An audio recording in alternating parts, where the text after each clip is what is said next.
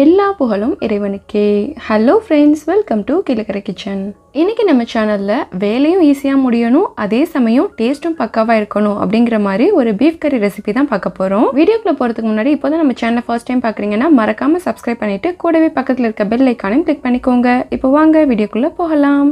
இந்த ரெசிபி செய்கிறதுக்கு நான் ஒரு குக்கர் எடுத்திருக்கேன். இதில் 3 டேபிள் ஸ்பூன் ஆயில் சேர்த்துக்கிறேன். இதில் நான் கோகனட் ஆயில் தான் சேர்த்துருக்கேன். டேஸ்ட்டும் வாசனையும் சூப்பராக இருக்கும். எண்ணெய் நல்லா சூடானதும் இதில் ஒரு பட்டை, 2 ஏலக்காய், 3 கிராம்பு, 1 ரம்பலையை சேர்த்துக்கிறேன். ரம்பலை இல்லைன்னா அதுக்கு பதிலாக பிரியாணி இலையை சேர்த்துக்கோங்க. இது எல்லாமே நல்லா பொரிஞ்சு வாசனை வந்ததுக்கப்புறம் இதில் ஸ்லைஸாக கட் பண்ணி வச்சிருக்கிற 200 கிராம் பல்லாரி வெங்காயத்தை சேர்த்துக்கிறேன். வெங்காயம் ரொம்ப பொரிய வேணாம், இது கண்ணாடி பதம் வர வரைக்கும் வதங்கினா போதும். பாருங்க, வெங்காயம் இந்த அளவுக்கு பொரிஞ்சதுக்கப்புறம் இதில் 2 டேபிள் ஸ்பூன் இஞ்சி பூண்டு பேஸ்ட் சேர்த்துக்கிறேன். இப்போ நம்ம சேர்த்த இஞ்சி பூண்டு பேஸ்ட்டோட ராஸ்மல் போகிற வரைக்கும் இதை நல்லா வதக்கி விடணும். நம்ம இதை எந்த அளவுக்கு வதக்குறோமோ அந்த அளவுக்கு பீஃப் கறி நல்ல மனமாக இருக்கும். அடுத்து இதுக்கு தேவையான அளவு சால்ட் சேர்த்துக்கிறேன். இது ரொம்ப ஈஸியான ரெசிபி, பிகினர்ஸ் கூட சூப்பராக ட்ரை பண்ணலாம்.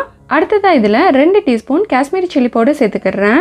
இதை எண்ணெயில் சேர்த்து வதக்கும் போது நல்ல கலர் கிடைக்கும். ஸோ எந்த டிஷ்ஷுமே பார்க்குறதுக்கு கலர்ஃபுல்லாக இருந்துச்சுன்னா அது சாப்பிட தோணும். மிளகாத்தூள் சேர்க்கும்போது தீயை ஹை ஃப்ளேமில் வைக்கக்கூடாது, லோ ஃப்ளேமில் தான் வைக்கணும், இல்லைனா மிளகாத்தூள் கருகிரும். நெக்ஸ்ட் இதில் க்ளீன் பண்ணி வச்சுருக்கிற 1/2 கிலோ பீஃபை சேர்த்துக்கிறேன்.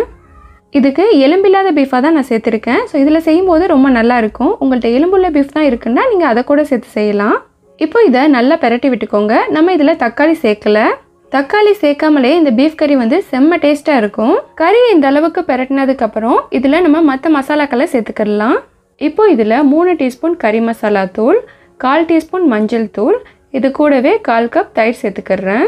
தயிர் கெட்டியான தயிருங்கிறதுனால சேர்த்ததுக்கப்புறம் கொஞ்சம் திப்பி திப்பியாக தெரியும். ஸோ அதனால் இதை நல்லா மிக்ஸ் பண்ணி விட்டுக்கோங்க.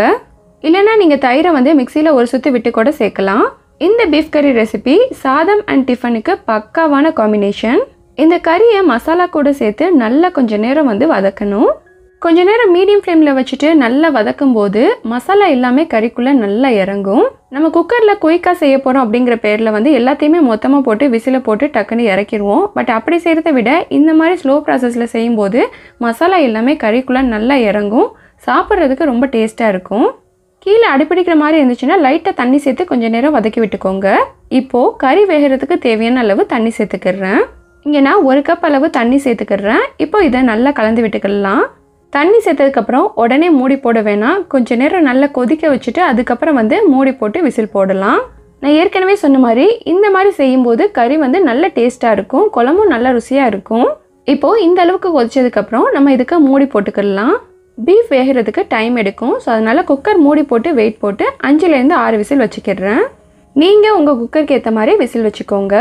இப்போது 6 விசில் வந்துருச்சு. ப்ரெஷர் எல்லாமே ரிலீஸ் ஆனதுக்கப்புறம் மூடி ஓப்பன் பண்ணி பார்க்கலாம். இப்போ திரும்பவும் ஸ்டவ் ஆன் பண்ணிவிட்டு ஒரு பச்சை மிளகாயை 2 கீறி வச்சுருக்கிறேன். அதையும் கட் பண்ணி வச்சுருக்கிற மல்லி இலைகளையும் சேர்த்துக்கிறேன்.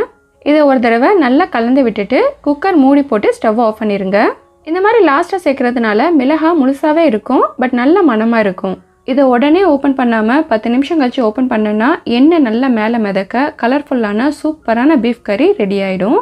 நீங்கள் பீஃப் வாங்கினாலோ இல்லைனா பக்ரீத்துக்கு குர்பான் கறி வந்தாலோ கண்டிப்பாக இந்த மெத்தடை ட்ரை பண்ணி பாருங்கள். ஓகே ஃப்ரெண்ட்ஸ், இந்த வீடியோ பிடிச்சிருந்தா please like, comment, share and subscribe my channel. Thank you.